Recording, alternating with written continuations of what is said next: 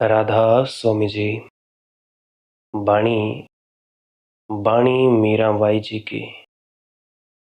आज की सत्संग वीडियो का विषय है, वह कौन सा मानसरोवर है जिसमें हमारी आत्मा का शुद्धतम रूप साफ साफ प्रकट होता है।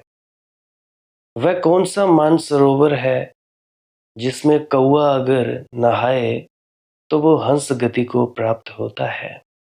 तो चलिए इसी विषय के संदर्भ में आज की सत्संग वीडियो आरंभ करते हैं। गुरु प्यारी सत्कारयोग साथ संगत जी, आप सभी का बहुत बहुत धन्यवाद। आप सभी के भीतर बैठे परमात्मा को मेरा प्रणाम। आप लोगों की बदौलत मुझे चंद शब्द बोलने का मौका मिलता है और ये व्यक्ति जो अभी बोल रहा है वे बोलता ही जाता है। परमात्मा को मौज होती है, बोलता ही चला जाता है। जब उसकी मौज होती है तो वो चुप हो जाता है। तो मैं आपसे निवेदन करता हूँ, अपने अपने गुरु महाराज को याद करिए और इस सत्संग को सुनने की कृपा करें। बाणी है, मीराबाई जी के वचन हैं। वसो मेरे नैनन में नंदलाल, मोहनी मूरत सांबरी सूरत, नैना बने विशाल। मीराबाई जी की वाणी है, आओ प्रेम की एक झील में नौका विहार करें। और ऐसी झील मनुष्य के इतिहास में दूसरी नहीं है जैसी झील मीरा है। मानसरोवर भी उतना स्वच्छ नहीं है और हंसों की ही गति हो सकेगी मीरा की इस झील में। हंस बनो तो ही उतर सकोगे इस झील में, हंस न बने तो ना उतर पाओगे। अब हंस बनने का अर्थ है मोतियों की पहचान आंख में हो, मोती की आकांक्षा दिल में हो। हंसा तो मोती चुगे, कुछ और से राजी मत हो जाना। क्षुद्र से राजी हो गया जो व्यक्ति, वह विराट को पाने में असमर्थ हो जाता है। नदी नालों का पानी पीने से जो तृप्त हो गया, वह मानसरोवरों तक नहीं पहुंच पाता है। जरूरत ही नहीं रह जाती। जो चंद भजन सिमरन करके, ध्यान साधना करके, धुनिया रमा के त्राटक कर लिया, ये कर लिया, वो कर लिया, चंद रिद्धियों सिद्धियों से ही तृप्त हो जाते हैं, वह उस मानसरोवर तक नहीं पहुंच पाते। जरूरत ही नहीं रह जाती। किसी का मन पढ़ना शुरू कर दिया तुम लोगों ने, जानने लगे कि किसी के मन में क्या चल रहा है, पर्चे बनाने लगे, लो जी लो, तुम्हारी वाहवाही होने लगी। कोई व्यक्ति आया तुम्हारे पास, मोहन नाम का व्यक्ति, तुम पूछने लगे, आओ मोहन आओ बैठो, तुम्हारा आधार कार्ड नंबर ये है, तुम्हारे घर का मोबाइल नंबर ये है, ये समस्या है, वो समस्या है। अरे भाई, इन सब बातों से क्या होता है? वो तो उसको भी पता है कि उसके घर में ये समस्या है। अगर तुमने उसका नाम बता ही दिया तो क्या उस मोहन नाम के व्यक्ति को ये पता नहीं कि उसका नाम क्या है? उसको यह पता नहीं कि आधार कार्ड नंबर क्या है उसका, घर किधर है उसका? इससे क्या साबित हो जाता है? कुछ साबित नहीं होता। और ये जो अबोध लोग हैं, जो कुछ छोटी छोटी बुद्धि वाले लोग हैं, ये फंस जाते हैं पेचे में। पैसा चढ़ाते हैं, धन देते हैं और ये व्यक्ति लूटने लगते हैं दूसरों को। अहंकार खत्म तो क्या ही होना था, और भी बढ़ जाता है। चले थे किस राह पर और चल पड़े किस राह पर। अभी मैं बहुत सी वीडियोस देखता हूँ, कोई 9 यज्ञों के पुण्य दे रहा है, कोई 100 यज्ञों के पुण्य दे रहा है, कोई एक यज्ञ को करवाने का ही 35,000 ले रहा है, कोई 10-10 यज्ञ करवा रहा है, कोई कुछ कर रहा है तो कोई कुछ कर रहा है। अध्यात्म की बात कोई नहीं कहता। एक तो मैं देखा यूट्यूब पे, एक व्यक्ति फूंक मारकर व्यक्ति की किडनी का जो इलाज कर रहा था, डायलिसिस थी, वो इलाज कर रहा था। तो उनके हिसाब से प्रेमानंद जी महाराज को उनके पास आना चाहिए, फूंक मारें और प्रेमानंद जी की किडनी ठीक हो जाए। और ऐसा नहीं है, सब ढोंग पाखंड, कुछ नहीं। बस ये फंस जाते हैं मन के झंझटों में, मन के जाल में। कोई रिद्धि कोई मिल गई, कोई सिद्धि मिल गई, कोई शक्ति हासिल हो गई, किसी का काम बना दिया, ये कर दिया, वो कर दिया। अरे हासिल क्या हुआ भाई? कुछ हासिल तो नहीं हुआ। बस ये टुच्ची फुच्ची चीजें मिल गई, नदी नालों का पानी पी लिया, तृप्त हो गए। मीरा की इस झील में मैं तुम लोगों को निमंत्रण देता हूं। मीरा नाव बन सकती है। मीरा के शब्द तुम्हें डूबने से बचा सकते हैं। उनके सहारे पर उस पार जा सकते हो। मीरा तीर्थंकर है। उसका शास्त्र प्रेम का शास्त्र है। शायद शास्त्र कहना भी ठीक नहीं। बहुत से व्यक्ति हैं, उपनिषद के ऋषि हैं, उन्होंने सूत्र लिखे। कुछ नारद मुनि जैसे भक्त हुए हैं, भक्ति सूत्र लिखे। वह शास्त्र हैं, क्योंकि वहां तर्क है, व्यवस्था है, सूत्रबद्धता है। वहां भक्ति का दर्शन है। परंतु मीरा मीरा स्वयं भक्ति है। इसलिए तुम रेखाबद्ध तर्क ना पाओगे। रेखाबद्ध तर्क वहां नहीं है।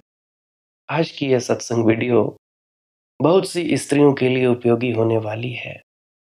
समर्पण कैसा होना चाहिए, प्रेम कैसा होना चाहिए, उनको बहुत सी बातों का पता चलेगा। तो मैं बात कर रहा था, मीरा की बातों में तर्क नहीं है।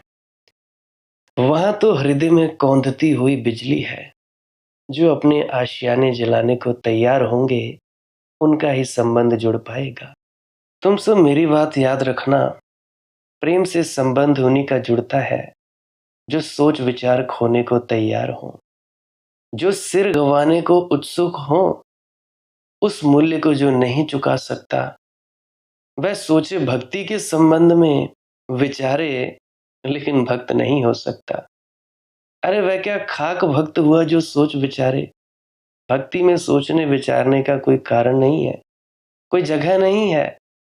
तो मीरा के शास्त्र को शास्त्र कहना भी उचित नहीं। शास्त्र कम है, संगीत ज्यादा है। लेकिन संगीत ही तो केवल भक्ति का शास्त्र हो सकता है। जैसे तर्क ज्ञान का शास्त्र बनता है, वैसे संगीत भक्ति का शास्त्र बनता है। जैसे गणित आधार है ज्ञान का, वैसे काव्य आधार है भक्ति का। जैसे सत्य की खोज ज्ञानी करता है, भक्त सत्य की खोज नहीं करता। भक्त सौंदर्य की खोज करता है। भक्त के लिए सौंदर्य ही सत्य है। ज्ञानी कहता है सत्य सुंदर है। भक्त कहता है सौंदर्य सत्य है। रविंद्रनाथ जी ने कहा है, ब्यूटी इज ट्रुथ, यानी सौंदर्य सत्य है। रविंद्रनाथ जी के पास भी वैसा ही हृदय है जैसा मीरा के पास। लेकिन रविंद्रनाथ जी पुरुष हैं। गलते गलते भी पुरुष की अड़चने रह जाती हैं। मीरा जैसे नहीं पिघल पाते। खूब पिघले, जितना पिघल सकता है पुरुष उतने पिघले, फिर भी मीरा जैसे नहीं पिघल पाते। मीरा स्त्री है। स्त्री के लिए भक्ति ऐसे ही सुगम है जैसे पुरुष के लिए तर्क और विचार। वैज्ञानिक कहते हैं, मनुष्य का जो मस्तिष्क है दो हिस्सों में विभाजित है। बाईं तरफ जो मस्तिष्क है वह सोच विचार करता है, गणित, तर्क, नियम, वहां सब श्रृंखलाबद्ध है। और दाईं तरफ जो मस्तिष्क है वहां सोच विचार नहीं है, वहां भाव है, क्रिएटिविटी है, अनुभूति है। वहां संगीत की चोट पड़ती है।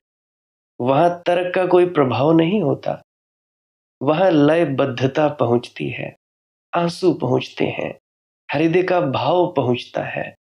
वहां नृत्य पहुंच जाता है, सिद्धांत नहीं पहुंचते। अभी मुझे याद आता है एक दादी जी के बारे में। बड़े सुंदर से वॉइस मैसेज में शब्द मुझे भेजते हैं रिकॉर्ड करके अपनी आवाज़ में। मुझे बड़े प्रिय हैं ऐसी बातें। जब भी कोई प्रेम से कुछ भी भेजता है, मुझे सब प्रिय है। और अगर किसी व्यक्ति का मैं व्हाट्सएप पर रिप्लाई ना कर पाऊँ या कॉल ना उठा पाऊँ, उसके लिए माफ़ी। कई बार ऐसी परिस्थितियाँ नहीं होती, कभी-कभी काम में लगा होता हूँ।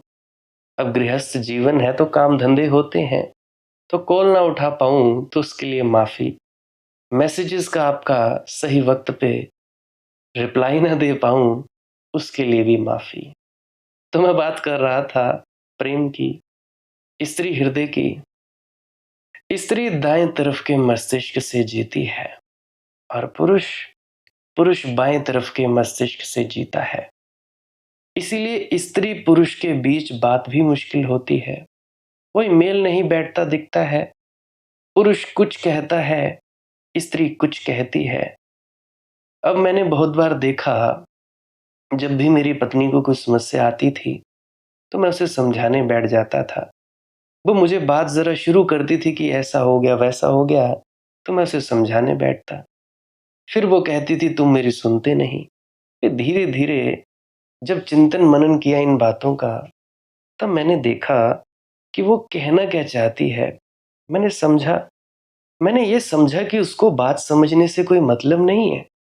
उसको सिर्फ़ इससे मतलब है कि मेरा पति मनदीप मेरी बात सुन ले। चाहे समाधान निकले ना निकले उसको कोई लेना-देना नहीं है। उसको सिर्फ़ इससे लेना-देना है कि हाँ, मेरी बात सुन ली जाए, बस खत्म। तो स्त्री इस ढंग से सोचती है, पुरुष इस ढंग से सोचता है। पुरुष किसी और ढंग से सोचे, स्त्री किसी और ढंग से सोचे। परमात्मा की अद्भुत लीला है। उनके सोचने की प्रक्रियाएँ अलग हैं।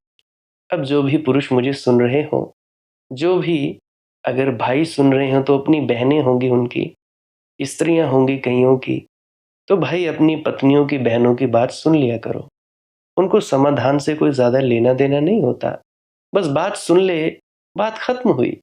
बस, लड़ाई-झगड़े इसी बात पे हैं।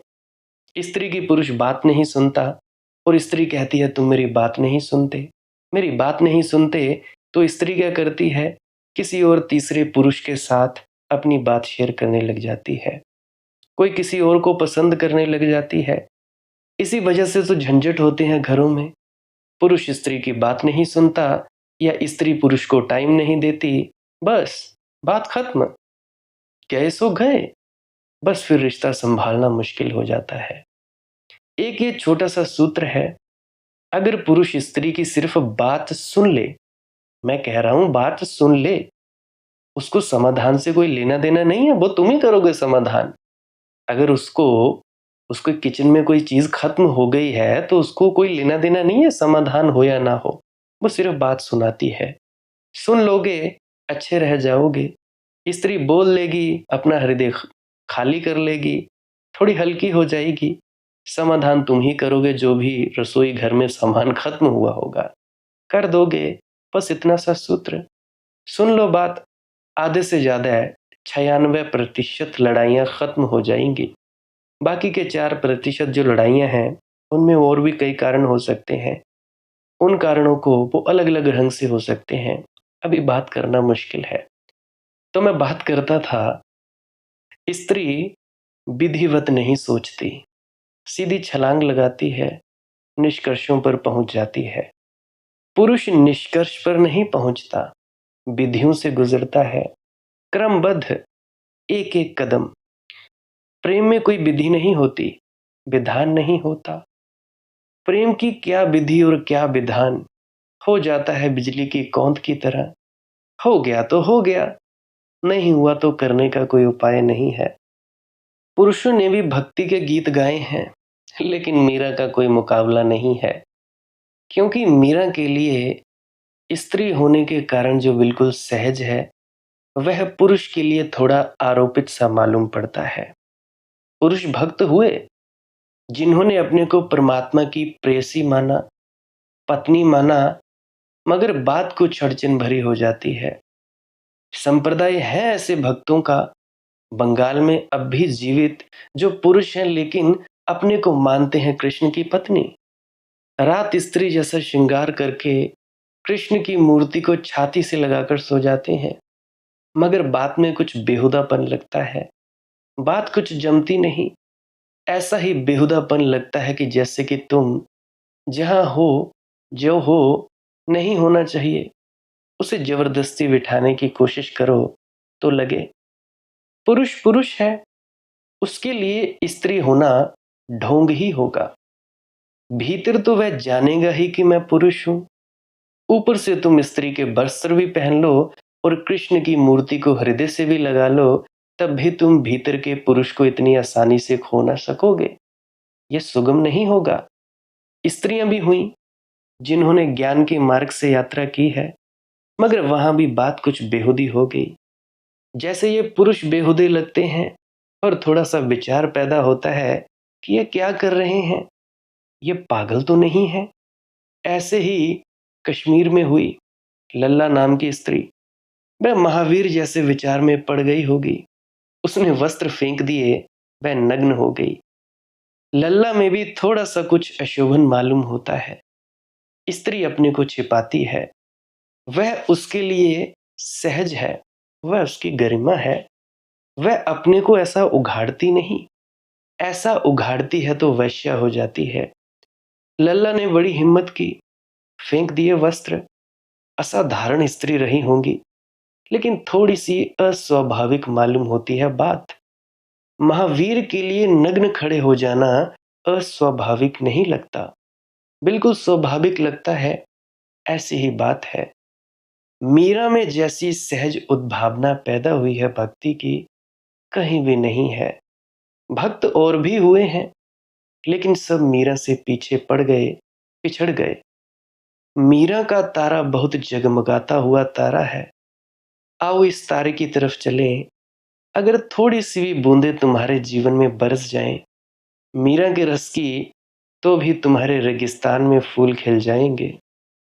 अगर तुम्हारे हृदय में थोड़े से भी वैसे आंसू घुमड़ आए जैसे मीरा के घुमड़े, और तुम्हारे हृदय में थोड़े से राग बजने लगे जैसे मीरा को बजा, थोड़ा सा सही, एक बूंद भी तुम्हें रंग जाएगी और नया कर जाएगी। तो मीरा को तर्क और बुद्धि से मत सुनना। मीरा का कुछ तर्क और बुद्धि से लेना देना नहीं है। मीरा को भाव से सुनना, भक्ति से सुनना, श्रद्धा की आंख से देखना। हटा दो तर्क इत्यादि को, किनारे सरका कर रख दो। थोड़ी देर के लिए मीरा के साथ पागल हो जाओ। अभी 1 घंटा ही तो है। ये मस्तों की दुनिया है साहिब, ये प्रेमियों की दुनिया है। तो ही तुम समझ पाओगे, अन्यथा चूक जाओगे। बहुत बार मौके आए जब मैं मीरा पर बोलता, लेकिन टालता गया, क्योंकि मीरा पर कुछ बोलना कठिन है। महावीर पर बोलना बहुत आसान है, बुद्ध पर बोलना बहुत आसान है, दादू जी पर बोलना आसान है, संत कबीर पर बोलना भी आसान है। मीरा पर बोलना जरा कठिन है, क्योंकि ये बात बोलने की है ही नहीं। ये बात तो होने की है, ये भाव की है। मीरा गुनगुनाई जा सकती है। मीरा पर बोले तो बोले क्या, मीरा गाई जा सकती है। मीरा पर क्या कोई बोले। मीरा नाची जा सकती है, मीरा पर बोलो क्या। इसीलिए तुमसे कहता हूँ, आओ मीरा का थोड़ा रसपान करें। मीरा के पास तुम्हें देने को बहुत है। उड़ने के लिए तैयार हो जाओ। मीरा एक मेघ है, जो बरस जाए तो तुम तृप्त हो जाओ। तरानों में मोहब्बत का तराना लेके आया हूँ, फसानों में हकीकत का फसाना लेके आया हूँ। तलाशे वर के आदम सोज में निकला हूँ जन्नत से, जलाने ही को आखिर आशियाना लेकर आया हूँ।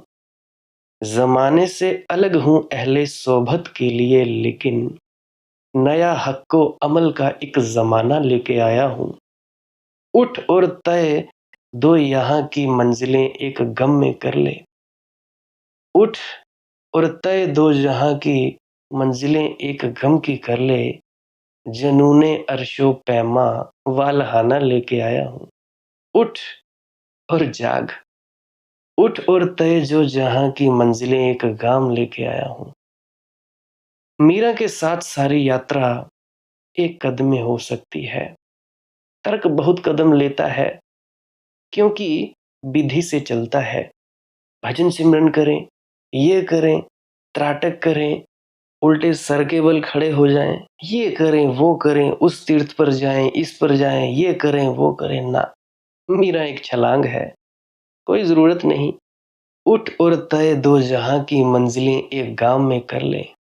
इसलिए तुमसे कहता है कि आओ, एक ही कदम में ये यात्रा हो सकती है।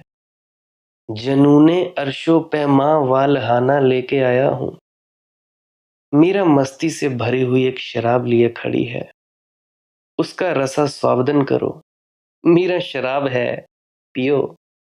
समझो कम, पियो ज्यादा। उसका तराना प्रेम का तराना है। मुझे मौका दो कि मैं तुम्हारे हृदय की वीणा को थोड़ा बजा सकूं, तो ही तुम लोग समझ पाओगे। ये मीरा के जो वचन हम सुनेंगे, चर्चा करेंगे, गुनगुनाएंगे, डूबेंगे, इन वचनों में ऊपर से कोई तारतम्य नहीं है। ये तो भक्त की अनुभूतियां हैं, लेकिन भीतर बड़ा तारतम्य है। ऊपर ऊपर कुछ न दिखाई पड़ेगा कि इसमें क्या संबंध है। मीरा ने तो कोई रामचरितमानस नहीं लिखा कि शुरू किया बालकांड से और चले। ये तो भाव की अराजक अभिव्यक्तियां हैं। जब उठा भाव, गाया। जैसा उठा वैसा गाया। बाबा नानक ने भी सारी उम्र गाया। फिर ये लोगों के सामने भी गाई गई बातें नहीं है। ये तो उस परम प्यारे के सामने गाए गए गीत हैं। इन गीतों में सुधार भी नहीं किया गया है। कभी लिखता तो खूब सुधार संशोधन करता है। मेरे मित्र हैं, अखिल उनका नाम है, लिरिक्स राइटर हैं, म्यूजिक के लिखते हैं वो अपने गाने। बहुत से उन्होंने गाने लिखे हैं। तो मैं देखता था उसको कि जब भी वो कुछ लिखता था, काटता था, कुछ सुधार करता था, कुछ संशोधन करता था। कभी लिखता है, कभी हृदय है मेरे मित्र का। परंतु ये तो कच्चे कोरे, वैसे के वैसे जैसे खदान से हीरे निकलते हैं। तराशे नहीं गए, बेतराशे अनघड़ वचन है। मीरा को फिक्र नहीं है आदमियों की कि इनमें गीतों में भूल चूक लगेगी, काव्य के नियम पूरे होंगे कि नहीं, मात्राएं ठीक बैठती हैं कि नहीं। इन सबका कोई हिसाब नहीं है। तुम जब अपने प्रेमी के सामने गीत गाते हो तो ये सब थोड़ी फिक्र रखते हो। प्रेमी तुम्हारा परीक्षक थोड़ी ही है।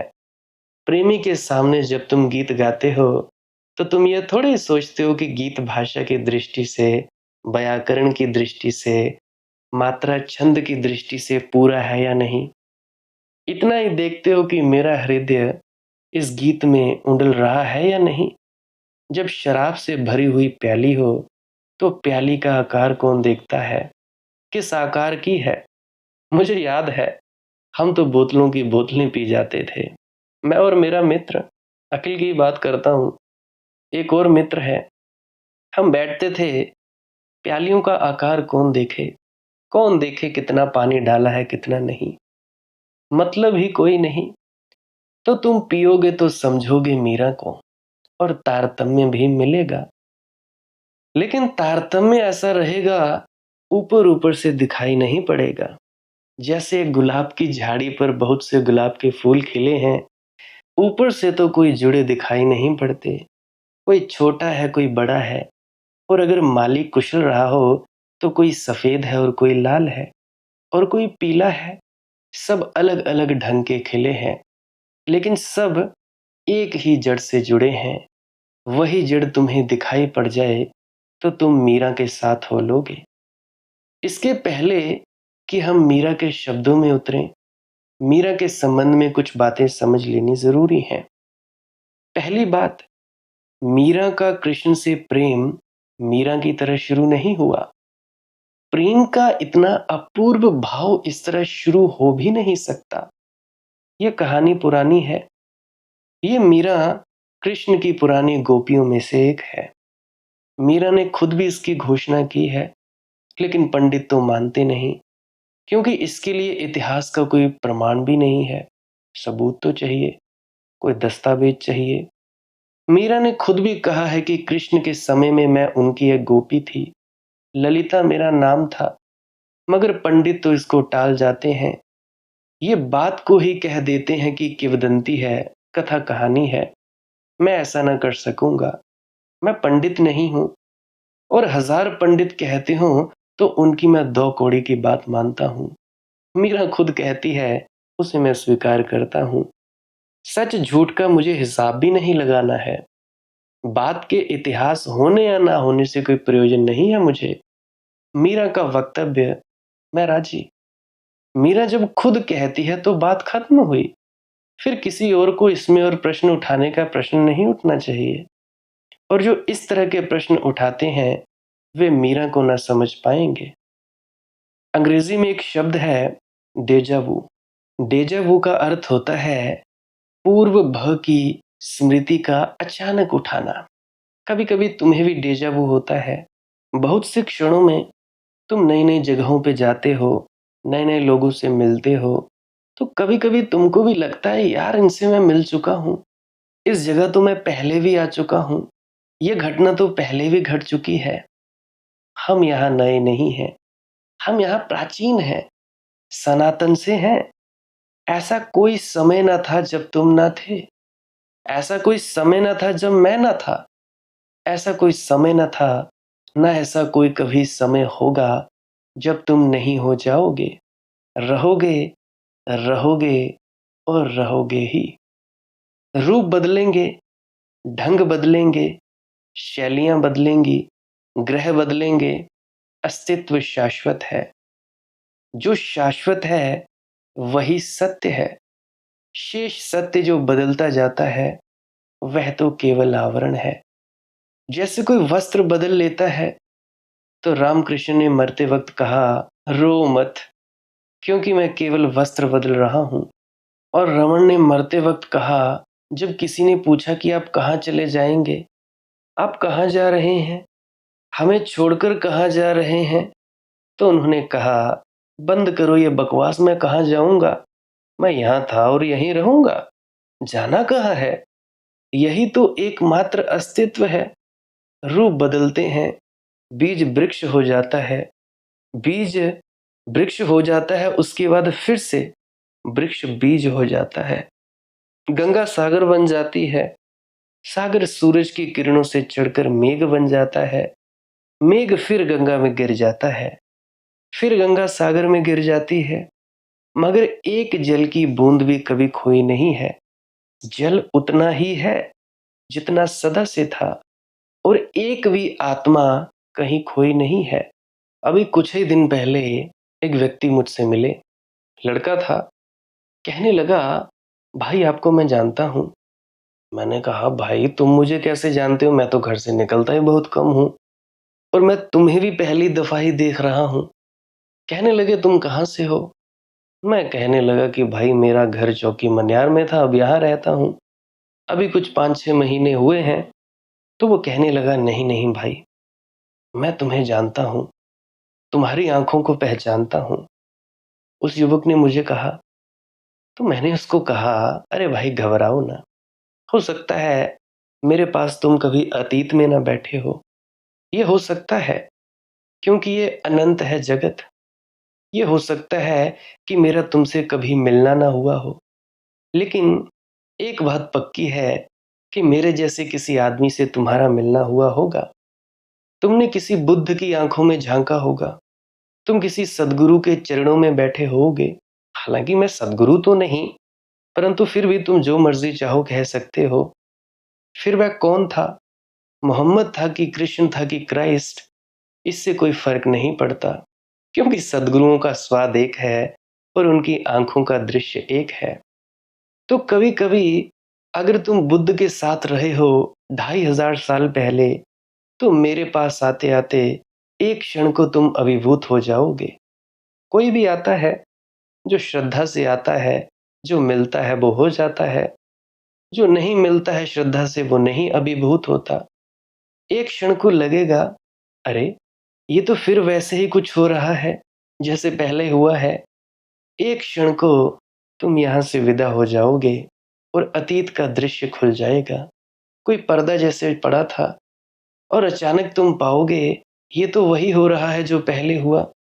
शायद कभी ऐसा भी हो सकता है कि मैं तुमसे जो शब्द कहूँ वे ही शब्द तुमसे बुद्ध ने भी कहे हों। क्या पता किसी और संत ने कहे हों। और ये भी संभव है कि कभी तुम मेरे साथ भी रहे हो। सभी कुछ संभव है। इस जगत में कुछ भी असंभव नहीं है। मीरा ने कहा है, मैं ललिता थी, कृष्ण के साथ नाची, वृंदावन में कृष्ण के साथ गाई। ये प्रेम पुराना है। मीरा यही कह रही है, ये प्रेम नया नहीं है। और इसकी शुरुआत जिस ढंग से हुई, वह शुरुआत भी करती है साफ कि पंडित गलत होंगे, मीरा सही है। और पंडित कितने ही सही लगें, फिर भी सही नहीं होते, क्योंकि उनके सोचने का ढंग ही बुनियाद से गलत होता है।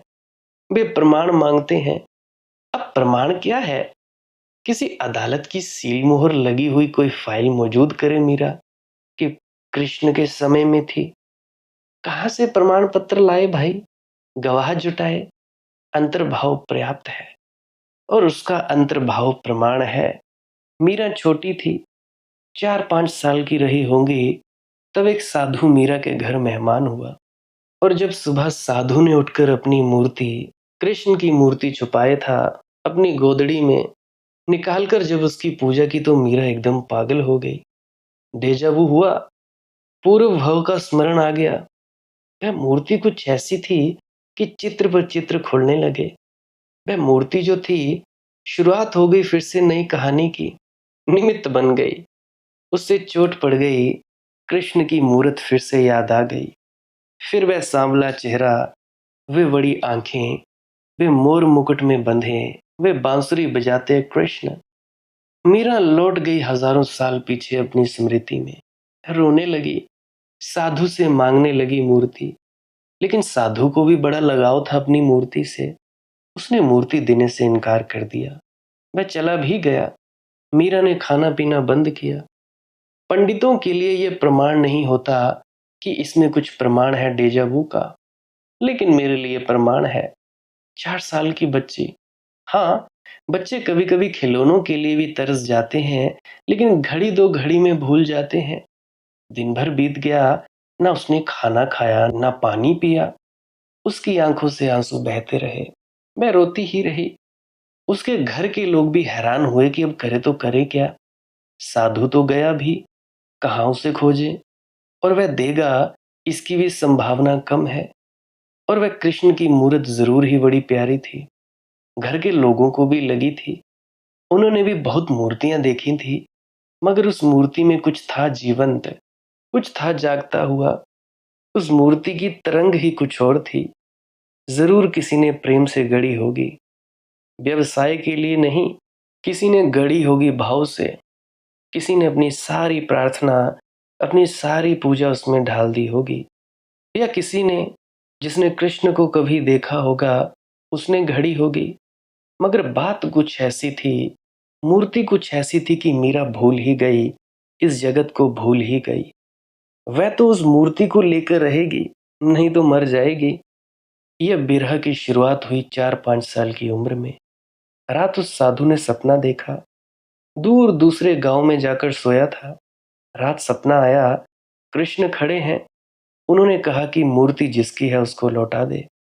तूने रख ली बहुत दिन तक, ये अमानत थी, मगर ये तेरी नहीं है। अब तू नाहक मत ढो, तू वापस जा। मूर्ति उस लड़की को दे दे, जिसकी है उसकी दे दे। उसकी थी, तेरी अमानत पूरी हो गई। तेरा काम पूरा हो गया। यहाँ पर तुझे पहुंचाना था, वहां तक पहुंचा दिया। अब बात खत्म हुई। मूर्ति उसकी है जिसके हृदय में मूर्ति के लिए प्रेम है। और किसकी मूर्ति?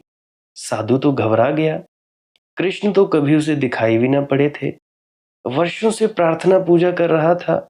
वर्षों से इस मूर्ति को लिए चलता था, फूल चढ़ाता था, घंटी बजाता था। कृष्ण कभी दिखाई ना पड़े। मैं तो बहुत घबरा गया। मैं तो आधी रात भागा हुआ आया।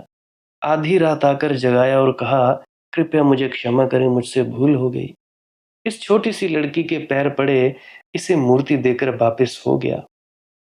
ये जो 4-5 साल की उम्र में घटना घटी, इससे फिर से दृश्य खुले, फिर प्रेम उमगा, फिर यात्रा शुरू हुई।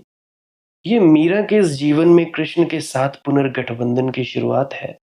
मगर ये नाता पुराना था, नहीं तो बड़ा कठिन है। कृष्ण को देखा ना हो, कृष्ण को जाना ना हो, कृष्ण की सुगंध न ली हो, कृष्ण का हाथ पकड़कर नाचे ना हो, तो लाख उपाय करो, तुम कृष्ण को कभी जीवंत अनुभव ना कर सकोगे। इसीलिए जीता सदगुरु ही सहयोगी होता है। और मीरा को वो मिला, गुरु रविदास मिला तो मिला। तुम भी कृष्ण की मूर्ति रखकर बैठ सकते हो। ये जो आज लड्डू गोपाल लिए स्त्रियां फिरती हैं, मगर तुम्हारे भीतर भाव का उद्रेक नहीं होगा। भाव के उद्रेक के लिए तुम्हारी अंतर कथा में कोई संबंध चाहिए कृष्ण से। तुम्हारी अंतर कथा में कोई समानांतर दशा चाहिए। मीरा का भजन तुम भी गा सकते हो, लेकिन जब तक कृष्ण से तुम्हारा कुछ अंतर नाता ना हो, तब तक भजन ही रह जाएगा, जुड़ ना पाओगे। हृदय हृदय ना मिलेगा, सेतु ना बनेगा। वह 4-5 वर्ष की उम्र में घटी छोटी सी घटना, संयोगिक घटना, और क्रांति हुई।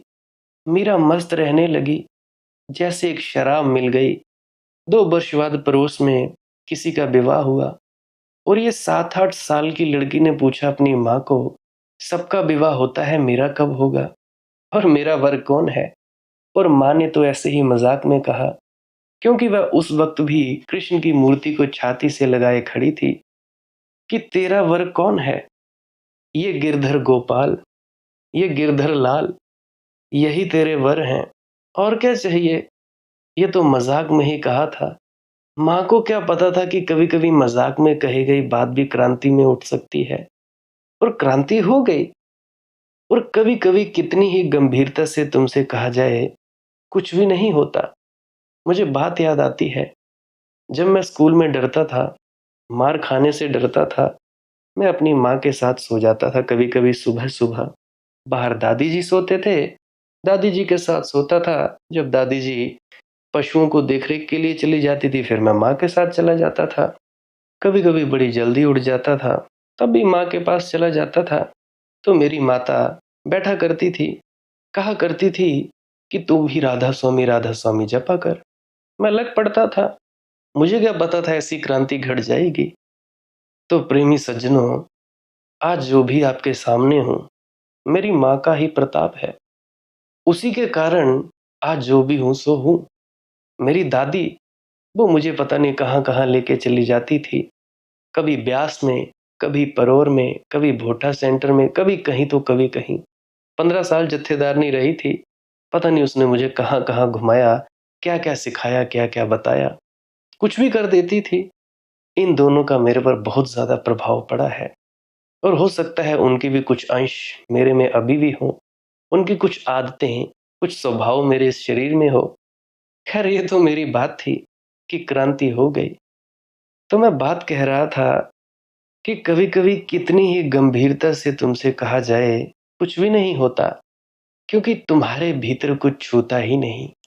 हो तो छुए। बीज को पत्थर पर फेंक दोगे तो अंकुरित नहीं होता।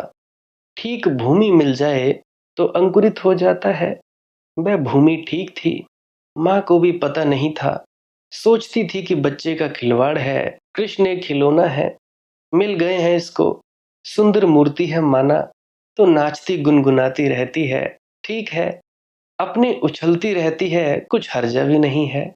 मजाक में ही कहा था कि अरे, तेरे तो और पति कौन, ये गिरधर गोपाल हैं, ये नंदलाल हैं।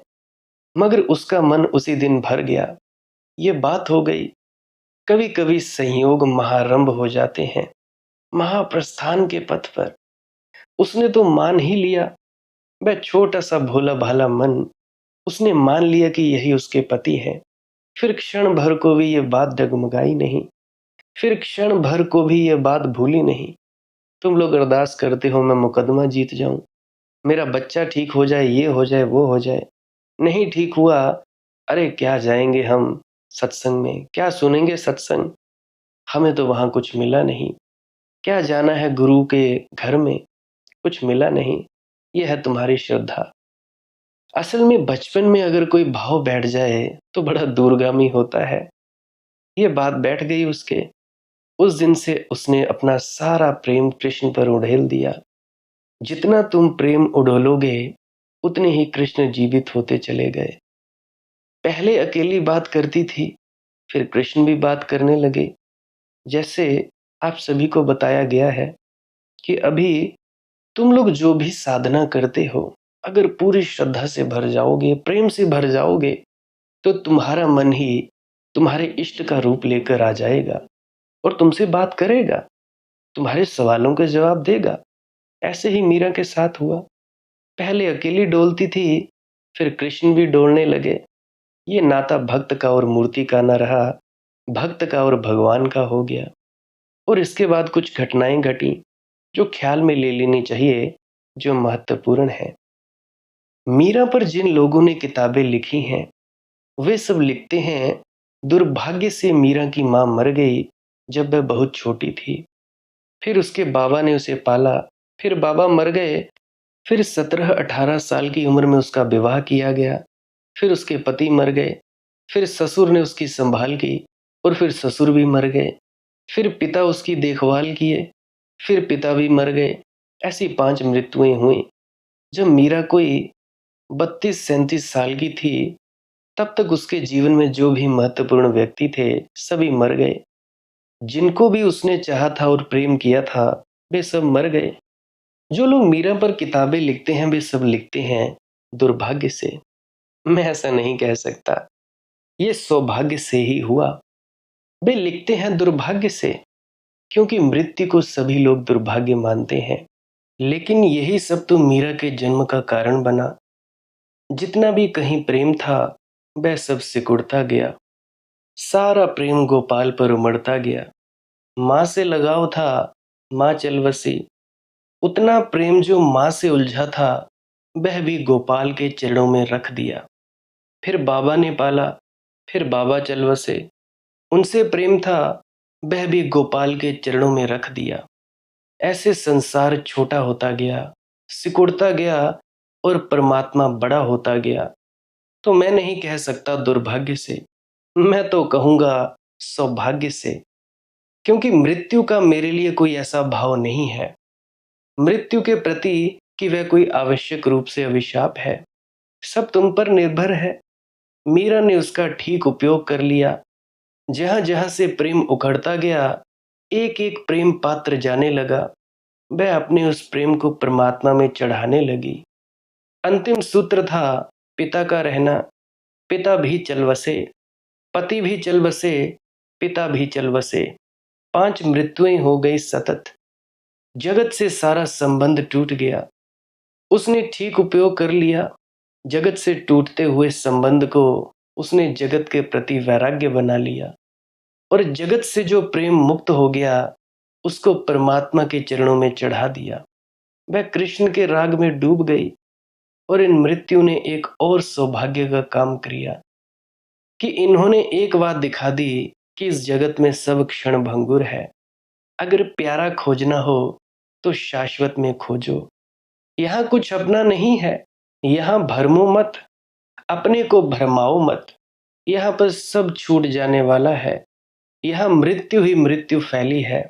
यहाँ मरघट है। यहाँ वसने के इरादे मत करो। यहाँ कोई कभी वसा नहीं। अपनी आंख से देखो, सबको जाते उसने, सबको देखा। 32-33 साल की उम्र कोई बड़ी उम्र नहीं है। जवान थी। जवानी में इतनी मौत घटी कि मौत का कांटा उसे साफ साफ ठीक दिखाई पड़ गया कि जीवन क्षण भंगुर है। और तब उसका मन वहां से विरक्त हो गया। जो वहां से विरक्त हुआ, वही परमात्मा में अनुरक्त हो सकता है। तुम दोनों राग एक साथ नहीं पाल सकते। तुम दो नावों पर एक साथ सवार नहीं हो सकते। तो जब मैंने तुमसे कहा, आओ प्रेम की झील में नौका विहार को चलें, तो मैं तुम लोगों से ये कह रहा हूं, अब तुम अपनी संसार की नाव से उतरो, अब परमात्मा की नाव बनाओ। आओ प्रेम के गौरी शंकर पर चढ़े। तो मैं तुमसे ये कह रहा हूं, अपनी अंधेरी घाटियों से लगाव छोड़ो। वहां मृत्यु के सिवाय और कोई भी नहीं है। जिन्हें तुमने घर समझा है वह मरघट है, शमशान है। जिन्हें तुमने अपना समझा है, साथ हो गया है 2 क्षण का, राह पर सब अजनबी है। आज नहीं कल सब छूट जाएंगे। अरे मेरे जीते जी माँ बाप छूट गए, तो मरने की बात तो क्या ही कर सकते हो। तुम अकेले आए हो और अकेले जाओगे, और तुम अकेले हो। इस जगत में सिर्फ एक ही संबंध बन सकता है, और वह संबंध परमात्मा से है। शेष सारे संबंध बनते हैं और मिट जाते हैं। सुख तो कुछ ज्यादा नहीं लाते, दुख बहुत लाते हैं। सुख की तो केवल आशा रहती है, मिलता कभी नहीं है। अनुभव तो दुख ही दुख का होता है। तो ये जो 5 मृत्युएं थीं, ये 5 सीढ़ियां बन गई, और एक एक मृत्यु मीरा को संसार से विमुख करती रही और कृष्ण के सन्मुख करती रही। इधर पीठ हो गई संसार की तरफ, कृष्ण की तरफ मुंह हो गया। धीरे धीरे पहले तो मीरा घर में ही नाचती थी अपने कृष्ण प्रीतमा पर। फिर बाढ़ की तरह उठने लगा प्रेम। फिर घर उसे नहीं समा सका। फिर गांव के मंदिरों में, साधु सत्संगों में वहां भी नाचने लगी। फिर प्रेम इतना बाढ़ की तरह आना शुरू हुआ कि उसे होश हवास न रहा। वह मग्न हो गई, वह तल्लीन हो गई, वह कृष्णमय हो गई। स्वभावता राजघराने की महिला थी, प्रतिष्ठित परिवार से थी। परिवार को अड़चन आई। परिवार को अड़चन सदा आ जाती है। मेरे को भी आई थी, मेरे को तो अब भी आती है। मेरे परिवारों को, मेरी बुआ जी को आती है। समाज में हजार तरह की बातें चलने लगी, क्योंकि ये लोकलाज के बाहर थी बात। तुम सोच सकते हो, राजस्थान कोई 700-800 साल पहले, जहां घूंघट के बाहर स्त्रियां नहीं आती थी, जिनका चेहरा कभी लोग नहीं देखते थे। फिर राजघराने की तो बात और कठिन थी, और वह रास्तों पर नाचने लगी, साधारण जनों के बीच नाचने लगी। यद्यपि वह नाच परमात्मा के लिए था, फिर भी घर के लोगों को तो नाच नाच था। उनको तो कुछ फर्क नहीं था। फिर उसके निकटतम जो लोग थे वे जा चुके थे। उसका देवर गद्दी पर था। जहां जहां मीरा उल्लेख करेगी कि राणा ने जहर भेजा, कि राणा ने सांप की पिरटारी भेजी, कि राणा ने सेज पर कांटे बिछवा दिए, उस राणा से याद रखना उसके देवर की तरफ इशारा है। उसके पति तो चल बसे थे। उसके देवर थे विक्रमाजीत सिंह। वह क्रोधी किस्म का युवक था, दुष्ट प्रकृति का युवक था, और उसकी यह बर्दाश्त के बाहर थी बात। और उसे मीरा की प्रतिष्ठा भी बर्दाश्त के बाहर थी। मीरा इतनी प्रतिष्ठित हो रही थी, दूर दूर से लोग आने लगे थे। साधारण जन तो आते थे ही उसके दर्शन को। साधु संत सन्यासी, ख्याति उपलब्ध लोग दूर दूर से मीरा की खबर सुनकर आने लगे थे। वह सुगंध उड़ने लगी थी। वह सुगंध कस्तूरी की तरह थी। जिनको भी नासापुटों में थोड़ा अनुभव था कस्तूरी की गंध का, वे चल पड़े थे। ये बड़ी हैरानी की बात है। देश के कोने कोने से लोग आ रहे थे, लेकिन परिवार के अंधे लोग न देख पाए। असल में इन लोगों का आना उन्हें और अड़चन का कारण हो गया। मीरा की प्रतिष्ठा उनके अहंकार को चोट करने लगी। जो राणा गद्दी पर था, वह सोचता था कि मुझसे भी ऊपर कोई मेरे परिवार में हो, यह बर्दाश्त के बाहर है। फिर हजार बहाने मिल गए, और बहाने सब तर्क युक्त थे। उनमें कभी भूल नहीं खोजी सकती कि यह साधारण जनों में मिलने लगी है, घूंघट उखाड़ दिया है, रास्ते पर नाचती है। नाच में कभी वस्त्रों का भी ध्यान नहीं रह जाता। ये अशोभन है। ये राजघराने की महिला को शोभा नहीं देता। लेकिन जो कहानियां हैं वे ख्याल में ले लेना। जहर भेजा और मीरा उसे कृष्ण का नाम लेकर पी गई, और कहते हैं जहर अमृत हो गया। हो ही जाना चाहिए, होना ही पड़ेगा। इतने प्रेम से, इतने स्वागत से अगर कोई जहर भी पी ले तो अमृत हो ही जाएगा। और अगर तुम लोग क्रोध से, हिंसा से, घृणा से, वैमनस्य से अमृत भी पियो तो जहर हो जाएगा। ये तुम्हारा खून अमृत ही तो है। तुम क्रोध से, हिंसा से, घृणा से, वैमनस्य से जहर ही तो घोल रहे हो। ख्याल रखना, ऐसा इतिहास में हुआ या नहीं मुझे प्रयोजन नहीं है। मैं तो इसके भीतर की मनोवैज्ञानिक घटना को तुमसे कह देना चाहता हूँ, क्योंकि उसी का मूल्य है। मुझे क्या लेना देना है, हुआ हो या नहीं हुआ हो। अगर तुम्हारा पात्र भीतर से बिल्कुल शुद्ध है, निर्मल है, निर्दोष है, तो ज़हर भी तुम्हारे पात्र में जाकर निर्मल और निर्दोष हो जाएगा। और अगर पात्र तुम्हारा गंदा है, कीड़े-मकोड़ों से भरा है और हज़ारों साल और हज़ारों ज़िंदगी की गंदगी इकट्ठी है, तो अमृत भी डालोगे तो ज़हर हो जाएगा। सब कुछ तुम्हारी पात्रता पर निर्भर है। अंततः निर्णायक ये बात नहीं है कि ज़हर है या अमृत। अंततः निर्णायक बात यही है कि तुम्हारे भीतर स्थिति कैसी है। तुम्हारे भीतर जो है, वही अंततः निर्णायक होता है। मीरा ने देखी ही नहीं कि ज़हर है, सोचा ही नहीं कि ज़हर है। राणा ने भेजा है तो जो मिलता है प्रभु ही भेजने वाला है। राणा के पीछे भी वही भेजने वाला है। उसके अतिरिक्त तो कोई भी नहीं है। तो अमृत हो गया होगा। वह अमृत मानकर पी गई। ये मान्यता इतना फर्क कर सकती है। तुम सम्मोहन विद से पूछोगे तो वह कहेगा हाँ, सम्मोहन विद ही जानता है कि मनुष्य के मन के काम करने की प्रक्रिया क्या है। अगर किसी व्यक्ति को सम्मोहित कर दिया जाए और उसके हाथ में आग का अंगारा रख दिया जाए और सम्मोहित दशा में उससे कहा जाए कि एक ठंडा कंकड़ तुम्हारे हाथ में रखा है, तो आग का अंगारा भी उसे जलाता नहीं, क्योंकि उसका मन इस बात को स्वीकार करता है कि ठंडा कंकड़ है। अंगारा रखा रहता है हाथ पर और चमत्कार घटित हो जाता है, हाथ जलता नहीं। हमारे यहाँ पे हिमाचल में भी बहुत से प्रयोग हैं। यहाँ पे एक दहाजा होता है। दहाजा नाम से एक एक आयोजन किया जाता है। उसमें एक किया जाता है व्यक्तियों द्वारा, वो आग खा लेते हैं, आग फूँकते हैं, आग पर नाचते हैं, आग अपने सर पर रख कर केतलियों में वो कुछ ना कुछ जलाते हैं। तो इस तरह की हिमाचल में भी प्रथाएँ होती हैं।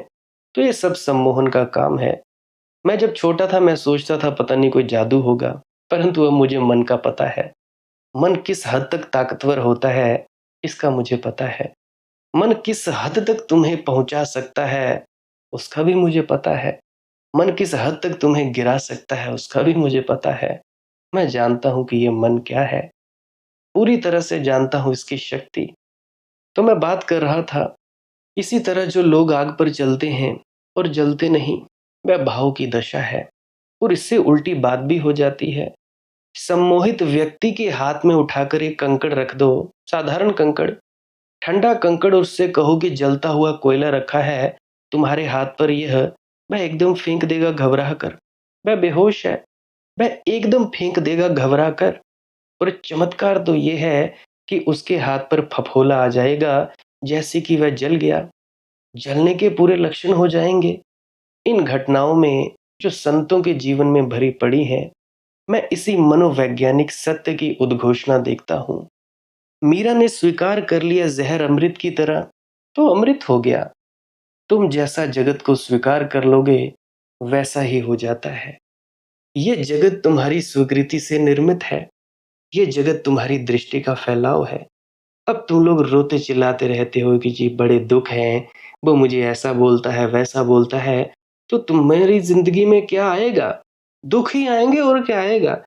अगर तुम महसूस करना शुरू कर दो कि तुम्हारी ज़िंदगी में सुख है, सुख हो जाएँगे। बेशक अभी तुम्हारी ज़िंदगी में दुख हैं, महसूस करो, थोड़े दिनों के बाद सुख आने शुरू हो जाएँगे। तो तुम जगत को जैसा स्वीकार करोगे, वैसा ही तुम्हें लग जाएगा।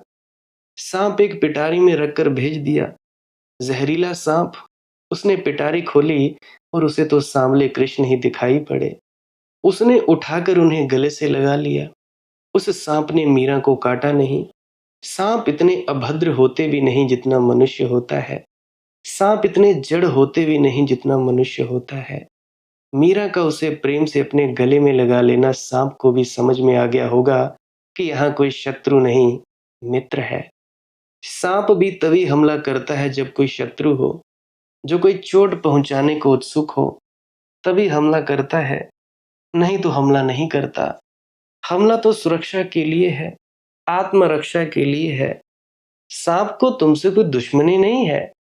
तुम कभी सांप पर पैर रख दो या मारने की इच्छा करो तो, और तब तो लोग कहते हैं कि सांप ऐसा होता है कि अगर एक दफे तुमने उससे दुश्मनी ले ली, तो जिंदगी भर तुमसे बदला लेने की कोशिश करता है, भूलता ही नहीं। उसकी स्मृति बड़ी मजबूत है। लेकिन मीरा ने जब उसे प्रेम से गले लगा लिया होगा, तो उस तरंग को उसने भी समझा होगा, उस प्रेम में वह भी डूबा होगा। इस स्त्री को काटा नहीं जा सकता। समझ लें, फिर से दोहरा दूं, इतिहास से मुझे प्रयोजन नहीं है। इतिहास से भी ज्यादा मूल्यवान है इन घटनाओं के पीछे छिपा हुआ मनस्तत्व, क्योंकि वही तुम समझोगे तो काम का है। और चमत्कार भी इनमें कुछ नहीं है। ये चमत्कार दिखाई पड़ते हैं क्योंकि इनके पीछे का नियम हमारी समझ में नहीं आता। नियम सीधा साफ है, तुम जैसे हो करीब करीब ये जगत तुम्हारे लिए वैसा ही हो जाता है। तुम अगर प्रेम पूर्ण हो तो प्रेम की प्रतिध्वनि उठती है, और तुमने अगर परमात्मा को सर्वांग मन में स्वीकार कर लिया है, सर्वांगीण रूप से, तो फिर इस जगत में कोई कोई हानि तुम्हारे लिए नहीं है। लेकिन ये बात बहुत घटी और उसका मीरा का रहना गांव में मुश्किल हो गया, तो उसने राजस्थान छोड़ दिया। वह वृंदावन चली गई, अपने प्यारे की बस्ती में चलें उसने सोचा। कृष्ण के गांव चली गई, लेकिन वहां भी झंझटें शुरू हुई, क्योंकि कृष्ण तो अब वहां नहीं थे। कृष्ण के गांव पर पंडितों का कब्जा था, ब्राह्मण, पंडित, पुरोहित। बड़ी प्यारी घटना है। जब मीरा वृंदावन के सामने सबसे प्रतिष्ठित मंदिर के सामने पहुंची, तो उसे दरवाजे पर रोकने की कोशिश की गई, क्योंकि उस मंदिर में स्त्रियों का प्रवेश निषिद्ध था। क्योंकि उस मंदिर का जो महंत था वह स्त्रियां नहीं देखता था। वह कहता था ब्रह्मचारी को स्त्री नहीं देखनी चाहिए, तो वह स्त्रियां नहीं देखता था। मीरा स्त्री थी, तो रोकने की व्यवस्था की गई थी। लेकिन जो लोग रोकने द्वार पर खड़े थे वे किम कर्तव्य विमूढ़ हो गए। जब मीरा नाचती हुई आई, अपने हाथ में अपना एक तारा लिए बजाती हुई आई, और जब उसके पीछे भक्तों का हुजूम आया और शराब छलकती चारों तरफ और सब मदमस्त, उस मस्ती में वे जो द्वारपाल खड़े थे वे भी ठिठक कर खड़े हो गए। वे भूल ही गए कि रोकना है। तब तक तो मीरा भीतर प्रविष्ट हो गई। हवा की लहर थी एक, भीतर प्रविष्ट हो गई, पहुंच गई बीच मंदिर में। पुजारी तो घबरा गया। पुजारी पूजा कर रहा था कृष्ण की, उसके हाथ से थाल गिर गया। उसने वर्षों से स्त्री नहीं देखी थी। इस मंदिर में स्त्री का निषेध था। ये स्त्री यहाँ भीतर कैसे आ गई? अब तुम जरा थोड़ा सोचना। द्वार पर खड़े द्वारपाल भी डूब गए भाव में, पुजारी न डूब सका। नहीं, पुजारी इस जगत में सबसे ज्यादा अंधे लोग हैं। ये जो खुद को सत्संग करता बताते हैं ये सबसे अंधे और मूढ़ लोग हैं। अब मेरी बात का बहुतों को बुरा लगेगा, चुभेगी ये बात। अरे तुम लोगों से ज्यादा तो सत्संग सुनने वाले ज्यादा डूबे होते हैं बाबा जी के प्रेम में। ये मेरी बात याद रखना। बुरा लगे तो लगे, मैं इसीलिए कह रहा हूं ताकि तुम लोग भी जो खुद को सत्संग करता समझते हो और इसका अभिमान लिए बैठे हो, इसको त्यागो और रस में डूबो। फिर जो तुम्हारे अंदर से सत्संग निकलेंगे ना, वो परमात्मा के होंगे। फिर तुम नहीं बोलोगे, फिर परमात्मा ही बोलेगा। तो मैं बात कर रहा था कि पुजारी सबसे अंधे लोग हैं और पंडितों से ज्यादा जड़ बुद्धि खोजने कठिन है। द्वार पर खड़े द्वारपाल भी डूब गए इस रस में। ये जो मदमाती, ये जो अलमस्त मीरा आई, ये जो लहर आई, इसमें वे भी भूल गए। क्षण भर को भूल ही गए कि हमारा काम क्या है। याद आई होगी, तब तक तो मीरा भीतर जा चुकी थी। वह तो बिजली की कौन थी, तब तक तो एक तारा उसका भीतर बज रहा था। भीतर चली गई थी, भीड़ भी साथ में थी। जब तक उन्हें होश आया तब तक तो बात चूक गई थी। लेकिन पंडित नहीं डूबा। कृष्ण के सामने मीरा आकर नाच रही है, लेकिन पंडित नहीं डूबा। उसने कहा, ऐ औरत, तुझे समझ है कि इस मंदिर में स्त्री का निषेध है? मीरा ने सुना। मीरा ने कहा, मैं तो सोचती थी कि कृष्ण के अतिरिक्त और कोई पुरुष है नहीं, तो तुम भी पुरुष हो? मैं तो कृष्ण को ही बस पुरुष मानती हूँ, और तो सारा जगत उनकी गोपी है, उनके ही साथ रास चला रहा है। तो तुम भी पुरुष हो? मैंने सोचा नहीं था कि दो पुरुष हैं। तो तुम प्रतियोगी हो क्या? मैं तो घबरा गया। पंडित तो समझा नहीं कि अब क्या उत्तर दे। पंडित के पास बंधे हुए प्रश्नों के उत्तर होते हैं। अब जैसे बहुत से होंगे, सत्संग सेंटरों में होंगे व्यक्ति, जो डेरों में जाते होंगे, कहीं भी होंगे, तुम कोई प्रश्न पूछो उनके पास पूरा उत्तर बना पड़ा है। लेकिन इस तरह के प्रश्न उत्तर, अभी जैसे मीरा ने उससे पूछा, ये प्रश्न तो कभी इस तरह का उठा नहीं था, किसी ने पूछा नहीं था। ये तो कभी किसी ने मीरा के पहले कहा नहीं था कि दूसरा भी कोई पुरुष है। ये तो हमने सुना ही नहीं। तुम भी बड़ी अजीब बात कर रहे हो। तुमको ये वहम कहाँ से हो गया? एक कृष्ण ही पुरुष हैं, बाकी तो सब उसकी प्रेयसियां हैं। लेकिन अड़चने शुरू हो गई। इस घटना के बाद मीरा को वृंदावन में नहीं टिकने दिया गया। संतों के साथ हमने सदा दुर्व्यवहार किया है। मर जाने पर हम पूछते हैं, जीवित हम दुर्व्यवहार करते हैं। मीरा को वृंदावन भी छोड़ देना पड़ा। फिर वह द्वारिका चली गई। वर्षों के बाद राजस्थान की राजनीति बदली। राजा बदला। राणा सांगा का सबसे छोटा बेटा राजा उदय सिंह मेवाड़ की गद्दी पर बैठा। वह राणा सांगा का बेटा था और राणा प्रताप का पिता। उदय सिंह को बड़ा भाव था मीरा के प्रति। उसने अनेक संदेश वाहक भेजे कि मीरा को वापस लेवा लाओ। ये हमारा अपमान है। ये राजस्थान का अपमान है कि मीरा गांव गांव भटके, यहाँ वहां जाए। यह लांछन हम पर सदा रहेगा। उसे लिवा लाओ, वह वापस लौट आए। हम भूल चूकों के लिए क्षमा चाहते हैं। जो अतीत में हुआ सो हुआ। गए लोग, पंडितों को भेजा, पुरोहितों को भेजा समझाने बुझाने, लेकिन मीरा सदा समझा कर कह देती कि अब कहाँ आना जाना। अब इस प्राण प्यारे के मंदिर को छोड़कर कहाँ जाएं। वह रणछोड़ दास जी के मंदिर में द्वारिका में मस्त थी। फिर तो उदय सिंह ने बहुत कोशिश की। 100 आदमियों का जत्था भेजा और कहा कि किसी भी तरह ले आना, ना आए तो धरना दे देना, कहना कि हम उपवास करेंगे। वहीं मंदिर पर बैठ जाना। और उन्होंने धरना दे दिया। उन्होंने कहा कि चलना ही होगा, नहीं तो हम यहीं मर जाएंगे। तो मीरा ने कहा, फिर ऐसा है, चलना ही होगा तो मैं जाकर अपने प्यारे को पूछ लूं। उनकी बिना आज्ञा के तो न जा सकूंगी, तो रणछोड़ दास जी को पूछ लूं। वह भीतर गई और कथा बड़ी प्यारी है और बड़ी अद्भुत और बड़ी बहुमूल्य। वह भीतर गई और कहते हैं, फिर बाहर नहीं लौटी। कृष्ण की मूर्ति में समा गई। ये भी ऐतिहासिक तो नहीं हो सकती बात, लेकिन होनी चाहिए, क्योंकि अगर मीरा कृष्ण की मूर्ति में न समा सके तो फिर कौन समाएगा भैया। और कृष्ण को अपने में इतना समाया, कृष्ण इतना भी न कर सकेंगे कि उसे अपने में न समा लें। तब तो फिर भक्ति का सारा गणित ही टूट जाएगा। फिर तो भक्त का भरोसा ही टूट जाएगा। मीरा ने कृष्ण को इतना अपने में समाया, अब कुछ कृष्ण का भी दायित्व तो बनता है। वह आखिरी घड़ी आ गई, महासमाधि की। मीरा ने कहा होगा, या तो अपने में समा लो मुझे, या मेरे साथ चल पड़ो, क्योंकि अब तो लोग भूखे बैठे हैं। अब मुझे जाना ही पड़ेगा। वह आखिरी घड़ी आ गई, जब भक्त भगवान हो जाता है। यही प्रतीक है उस कथा में कि मीरा फिर नहीं पाई गई। मीरा कृष्ण की मूर्ति में समा गई। अंततः भक्त भगवान में समाहित हो जाता है। ध्यान रखना, इसे तथ्य मानकर सोचने मत बैठ जाना कि ऐसा हुआ कि नहीं हुआ। ये सत्य है और सत्य तथ्यों से बहुत भिन्न होते हैं। सत्य तथ्यों से बहुत ऊपर होते हैं। तथ्यों में रखा ही क्या है, दो कौड़ी की बातें हैं। तथ्य सीमा नहीं है सत्य की।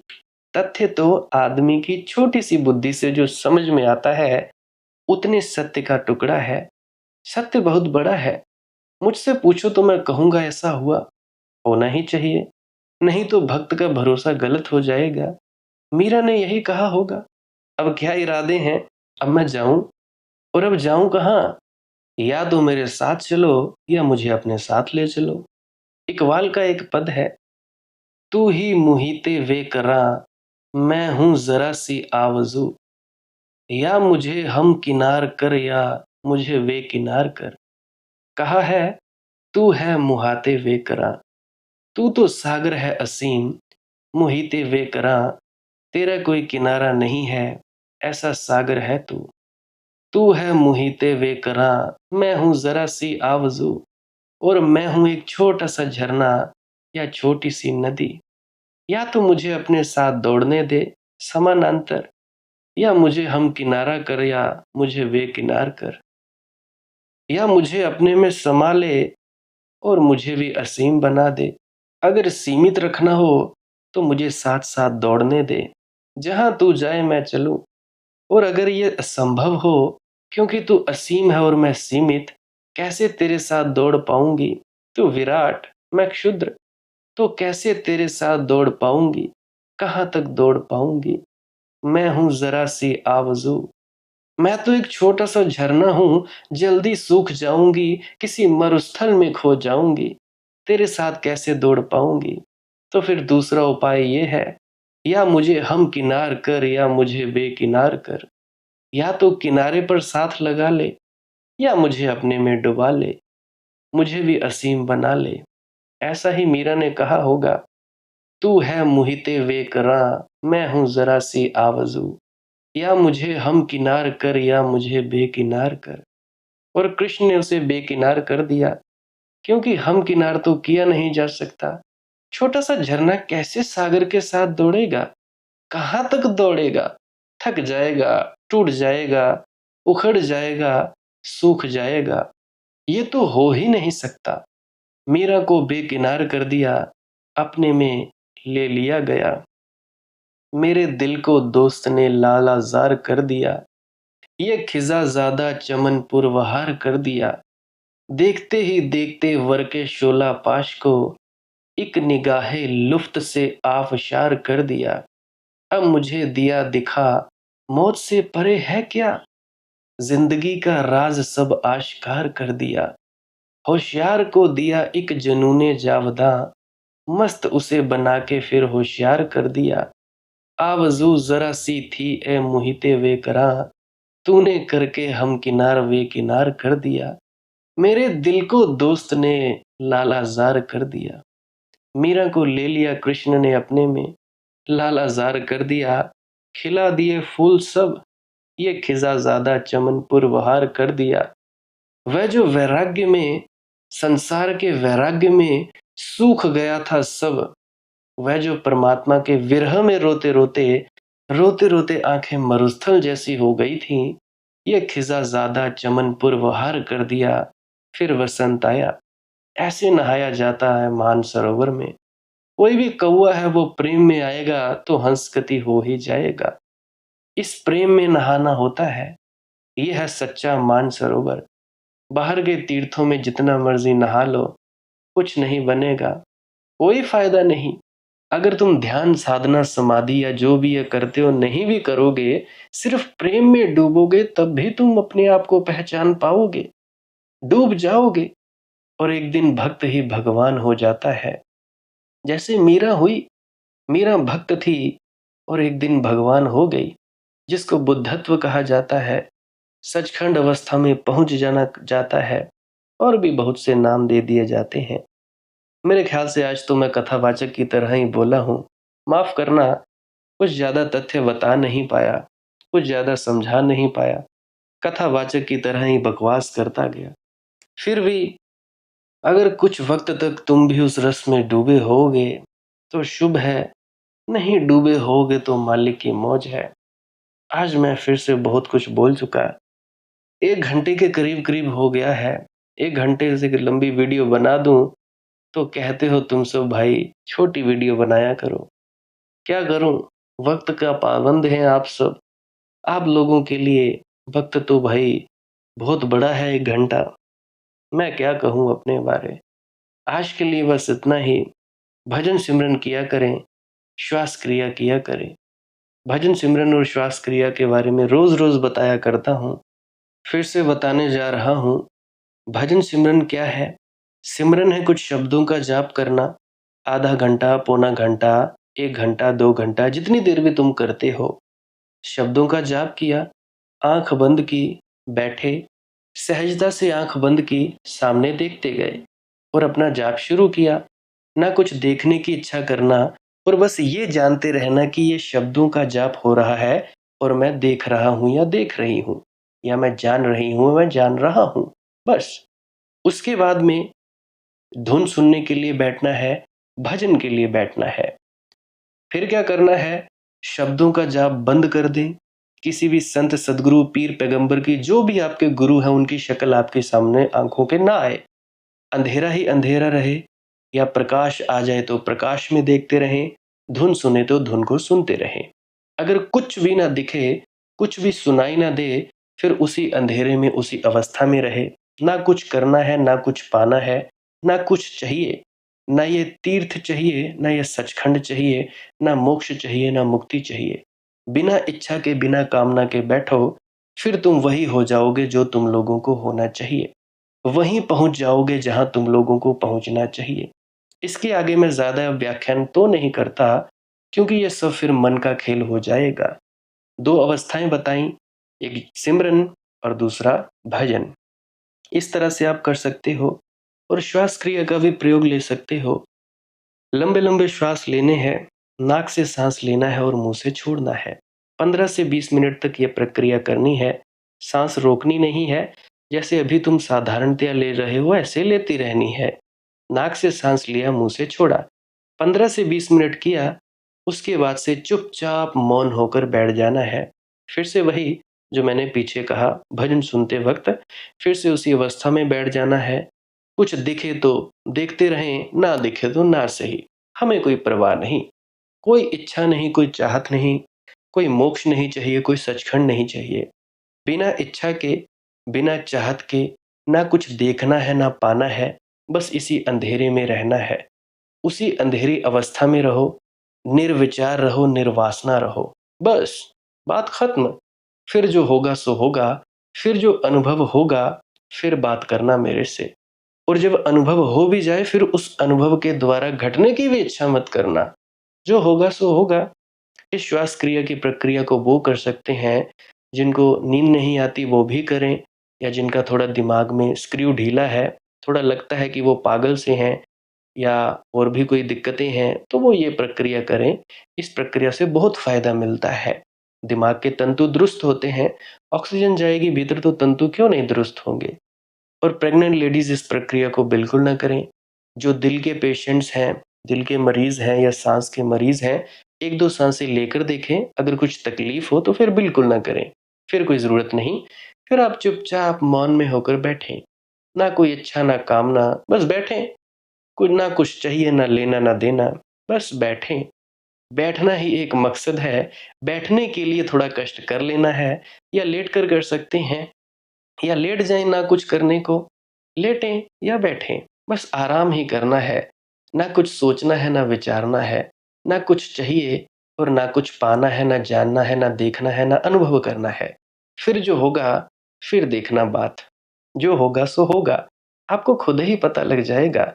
अरे आनंद में रहो ना यार, क्यों इस टुच्ची-फुच्ची बातों में फिरते हो? सचखंड चाहिए, मोक्ष चाहिए, मुक्ति चाहिए। अरे कुछ नहीं चाहिए भक्त को, बस बात खत्म। प्रेम में और मस्ती में 24 घंटे, नाम खुमारी नान का चढ़ी रहे दिन रात। ऐसा ही होता है। काहे की चिंता करते हो भाई, कि उम्र गई बीती, 75 साल की उम्र हो गई, 85 की हो गई, अब तक कुछ नहीं दिखा, कुछ नहीं मिला। अरे तुम चाहते हो इसीलिए नहीं दिखा, कुछ नहीं मिला। चाहो मत, कुछ नहीं चाहिए, मतलब हिच नहीं है, कोई नहीं चाहिए, कुछ नहीं चाहिए, परमात्मा भी नहीं चाहिए। बस, फिर जो चाहिए होगा वो मिल जाएगा, जो होगा सो होगा, देखा जाएगा। आज के लिए बस इतना ही। मेरी विनम्र प्रार्थना है, अमल किया करें, प्रेम से रहा करें। सभी एक हैं, किसी से नफ़रत करने का कोई भी कारण नहीं है। एक नूर ते सब जग उपजा, कौन भले को मंदे। किसको नफ़रत करोगे भाई? सब एक हैं। मैं कहता हूँ मेरा विश्वास करो। विश्वास क्या, तुम परख लेना। जाओगे भीतर तो जान लोगे कि सब एक हैं। अगर मेरे किसी मित्र का कोई प्रश्न है तो कमेंट सेक्शन में पूछ ले, या इंस्टाग्राम, टेलीग्राम, फेसबुक वहाँ पे सर्च कर ले, मालिक की मौत सत्संग वहाँ पे लिख दे। और उससे पहले एक विनम्र प्रार्थना है यार, पुरानी वीडियो सुन लिया करो। तुम लोग पुरानी वीडियोज़ नहीं सुनते हो, और मैं आजकल देख रहा हूँ बहुत कम लोग वीडियोज़ को देख रहे हैं। 7-8 हज़ार लोग देख रहे हैं। पहले 14-15 हज़ार लोग देखते थे। पता नहीं क्या हुआ? शायद तुम लोग भूल जाते हो, या शायद मैं रोज़-रोज़ वीडियो डालता हूँ। या शायद तुम लोगों के समझ के बाहर हैं या तुम लोग आनंदित नहीं हो पा रहे हो। खैर जो भी है अच्छा है, मालिक की मौज है। सुनो चाहे ना सुनो, मैं तो बस इसी में मस्त हूँ कि बोल देता हूँ। तुम लोग मस्त रहो। पुरानी वीडियोज़ यार देख लिया करो, सुन लिया करो। क्या पता आप लोगों के प्रश्न का जवाब मिल जाए। लाइक भी कर सकते हैं वीडियो को अगर कुछ सीखने को मिला है। कमेंट सेक्शन में राधा स्वामी लिख सकते हैं। शेयर करना हो तो कर देना, जिनको भी आपको लगता है कि इसको ज़रूरत है, वरना आपकी मौज है। सब्सक्राइब भी कर सकते हैं इस चैनल को अगर रोज़-रोज़ नए-नए सत्संग सुनना चाहते हैं। सत्संग का वक्त रहता है सुबह 5:05 तक का। 5 बजे या पौने 5 बजे भी कभी-कभी डाल देता हूँ। बाकी आप लोगों की अपनी मौज है। जो सुनना चाहते हैं, आनंद लेना चाहते हैं वो ले लें। बाकी आप लोगों की अपनी मौज है। आनंदित रहिए, मस्त रहिए। आप लोग मुझे इतने अंत तक सुनते हो। इतने अंत तक सुनने के लिए आपका बहुत-बहुत शुक्रिया। बहुत-बहुत धन्यवाद। आप लोगों के भीतर बैठे परमात्मा को मेरा प्रणाम स्वीकार करें। राधा स्वामी जी।